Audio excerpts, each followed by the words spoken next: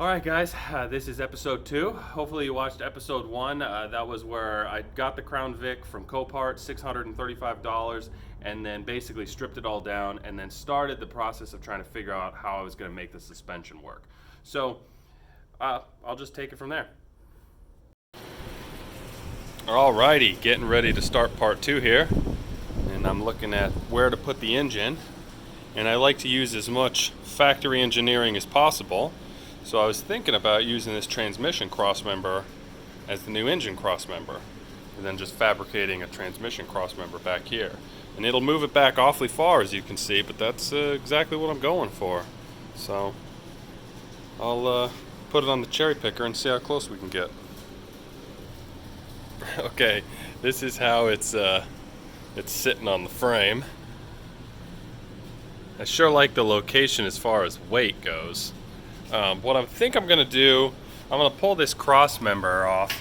It's a little hard to tell, but because of the shape of it, I think if I flip the cross member around, I think I can modify it a little bit and actually move the motor forward just a little bit, because I think this is going to be a little bit too short for the drive shaft. So I'm going to flip that around. I think it'll work. Alright, I've got the cross member flipped around backwards, and you can see I've taped it off here. I'm going to go ahead and cut this section out so that the oil pan can drop in there, and that'll move it up a couple inches from where it was, and hopefully that'll get me enough distance to fit the drive shaft in there okay.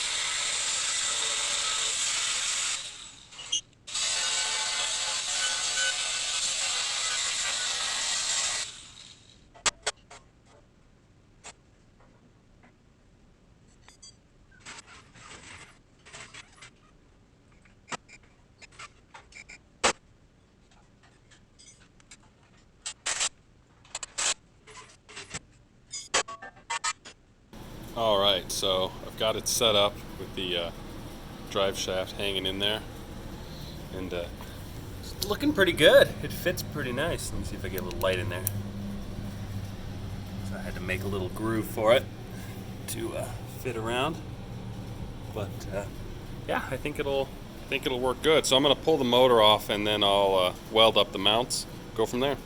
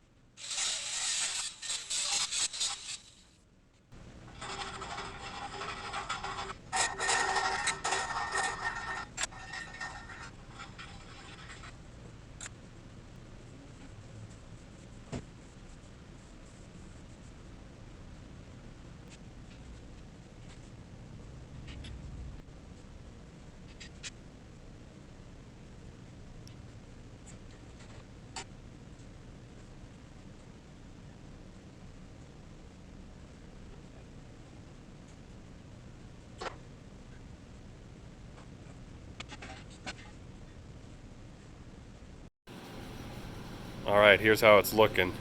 The motor mounts came in awesome. I still need to reinforce it, but let me get a little light. You can see the oil pan fits in there perfectly. You see on the bottom, I'll be able to use this and do a skid plate directly underneath here to protect my oil pan and my transmission pan. In the rear, I have the transmission just sitting on this bar right now, and what I'm going to do, it's at full compression, the suspension is. I'm going to cycle the suspension all the way down to full droop, and then I'll set the drive shaft angle there, and then I'll drop it back down to where it's at now, full compression, and I'll see how the drive shaft looks then. And I'll just cycle it up and down and make sure that all the angles work out, and as long as all the angles are good, then I'll go ahead and make the transmission mount. Alright, here is the drive shaft mocked up along with the transmission crossmember. I've just got just a piece of metal setting it up just so I can get it dialed in. And here is it with the drive shaft spinning at full droop. So I'll test it at full compression, and as long as everything's good there, then I'll go ahead and start the process of building the mount. This is it at full compression. Still got a decent amount of room. So what I'll do is I'll go ahead and mount the transmission. I'll probably have to adjust the angle. So what I'll do is I'll wait until I've got the coilover set up, and so I can see exactly where the suspension is going to stay, and then I'll probably end up just building my own upper or lower arm to change the angle of the axle so that when I'm driving normally the angles match up. So that's probably going to be the simplest way. What I've done before, is just change all the welding, just cut off the mounts for the axle and then have to redo new mounts, but in this case I think it'll be a lot easier to just adjust the arms. We'll see.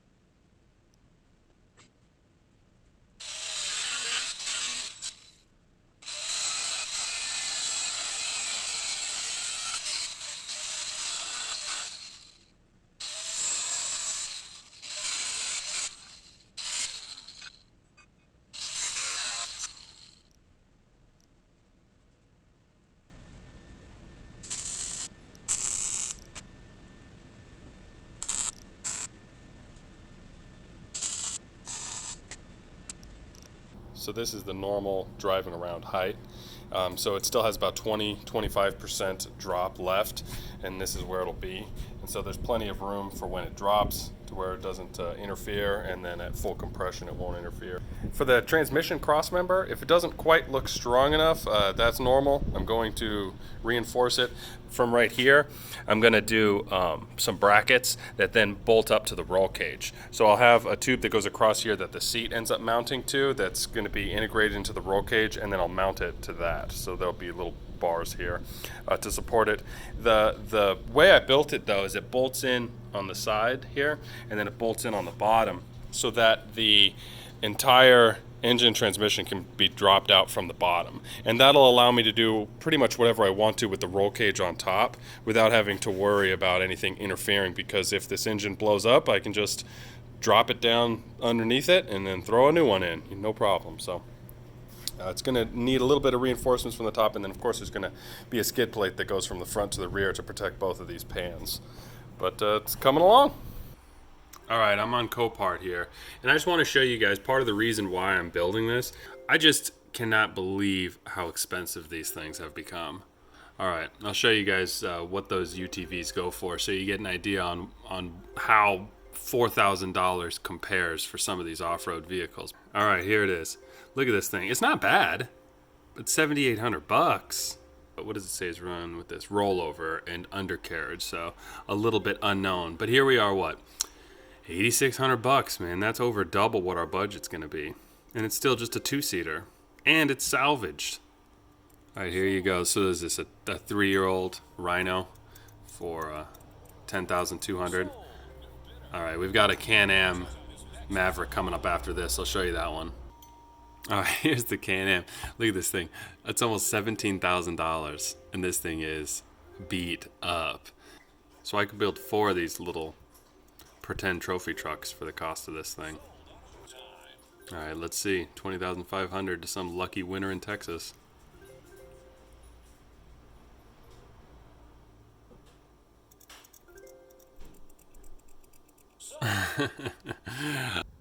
Alright, these are the coilovers that I picked up. I got them used. I think they're around $3,000 new, but I got them for $900 because they've got some miles on them, that's for sure. These are 150-pound coils, and these are a little bit used, and then these are 200-pound coils, and these were brand new in the box, and so I got those with it. And so I'm going to have to do some calculations on the weight and just see what it likes to try and get it all set up. But I think I'll be able to use all of these coils because it's going to be pretty light, so we'll just have to see.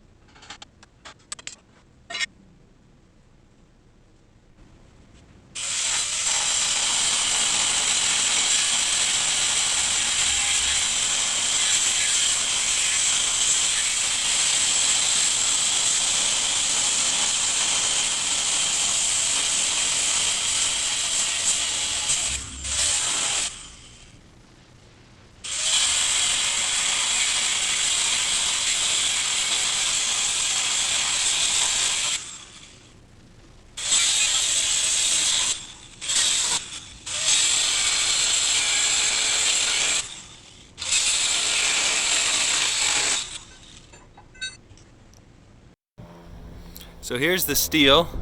I just picked it up from the metal shop. 20-foot sticks. I had one left over from another roll cage, so I got 9 more, and I'm hoping 10 will be enough. Then I got some square tubing for a carport that I'm building. But here it is.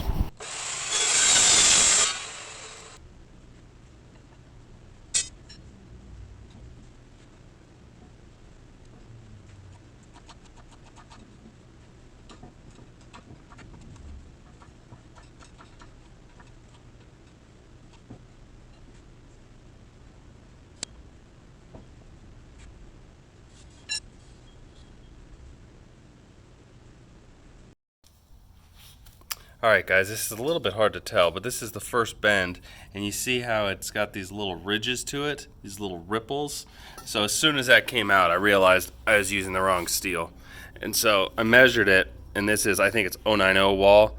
So this is some 13 gauge steel, and I needed 11 gauge. So I ended up going back to the metal shop, and I picked up 6 pieces, 1 3/4, 120 wall tube, and 312.97.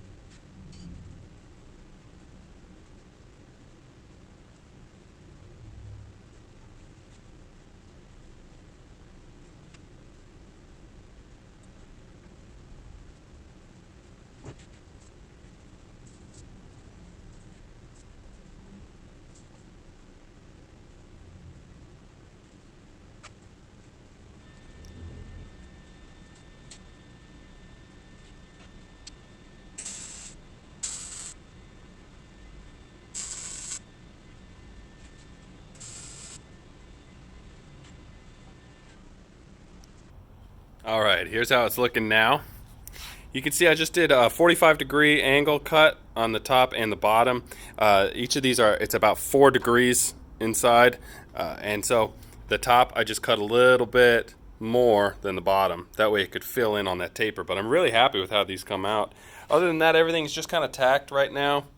I've got it all leveled up, and then I just shoot some tacks on it. Once it's all put together, then I'll just go nuts and just weld the whole thing. But so far so good. Now that fiberglass body that was in the thumbnail for the first video, I never told you guys where I got it or how much it cost. That was $600. I picked it up out of Buckeye, Arizona from a guy who had a trophy truck, and he was going without a body from there on out, so he was selling it. Alright, here's the front fiberglass. I've got to take out 10 inches, so what I did was I did a chalk line as close as I could get it right down the middle, and then I did one on each side at 5 inches. So the plan is I'm going to cut it right down the middle, take out 10 inches. Hopefully it doesn't look super goofy with you know, the style, because it's pretty aggressive. And then to mount it together, what I'll probably do is I'll probably sandwich it with just some steel or aluminum plates and some pop rivets until I make sure that I've got it how I want it, and then I'll do the proper fiberglass repair.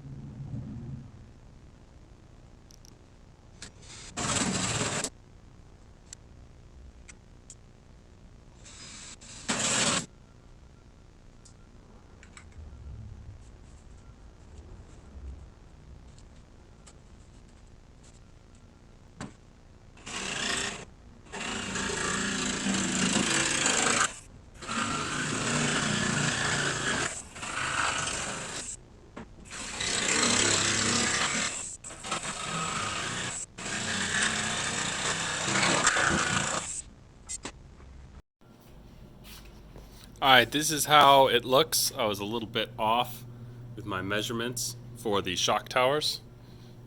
Oh, I was close. Just a little bit. I wanted to cut as little as possible because I didn't want to have like a misshapen hole around here. And then here's how it's looking in the front. You can see I am going to have to cut off the frame rails, but that was expected. I'll probably end up cutting them flush, probably just behind these holes here. This is for the, you can see they're like ribbed. It's for the crush zone, and so I'll probably end up just cutting it just past this, and I'll do a flat plate, and then it'll be all tube from up here. So I'll have to cut the tops a little bit more, no big deal, and then cut the front frame rails off, and then I should be able to get this fiberglass at least pretty close, and then I'll be able to see how close to put the door. But right now it's looking like this door is gonna go forward. Just, you see that little gap there? It go forward, and based on how close the tire is to the front, I'm probably gonna have to cut the fiberglass and remove that little extended cab section, and then basically just take the end, move it forward, just change the wheelbase a little bit. I think the wheelbase was 126 inches on the trophy truck that this fiberglass came off of, but he also had to extend the rear fiberglass. So once I removed that, I think it was set up for like 116 inch wheelbase, and this is 110. So it'll take a little bit of work, but I'll get there. I want to show you, I think this is kind of cool how I have it set up. I need to cut the front end off, so I'm going to cut it right at the front of this mount here. And so what I did was I took a string and I just wrapped it around really tightly, and then that way I could mark on the top and bottom all the way around. Make it nice and straight. I thought that was kind of cool. So I'll cut this all off, should be nice, ready to go. And then I got the holes cut out for the shock towers. And then once I cut this front end off, then I'll throw it together and we'll see how it looks.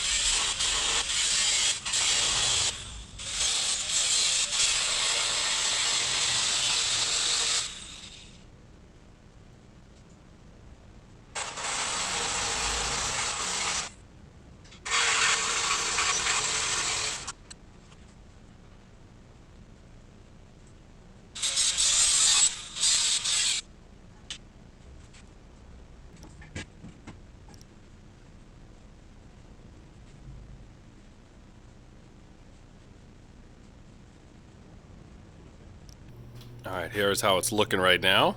Pretty cool. Finally got this front end all situated how I like it. All right, guys, that's it for episode 2. Thanks for making it this far. As far as what to expect from episode 3, I'm hoping that I can get the roll cage pretty much done, along with the seats mounted, the spare tire, the fuel tank, that kind of thing, so that moving on to episodes 4, 5, and 6, I can get the fiberglass body and then really just get all the finishing work done. So that's the plan. It's going to take a little while, but we're getting there. I think I'm at about 65 hours so far into this, so not too many. I'm trying to put 40 to 50 into it each week for each video. I got a little bit sidetracked with a couple of other projects, but those projects are almost complete, so I should have a little bit more time to finish up this trophy truck build. So thanks for making it this far. I really appreciate it. If you enjoyed this, tell your friends. If you didn't enjoy it, well, don't tell anybody.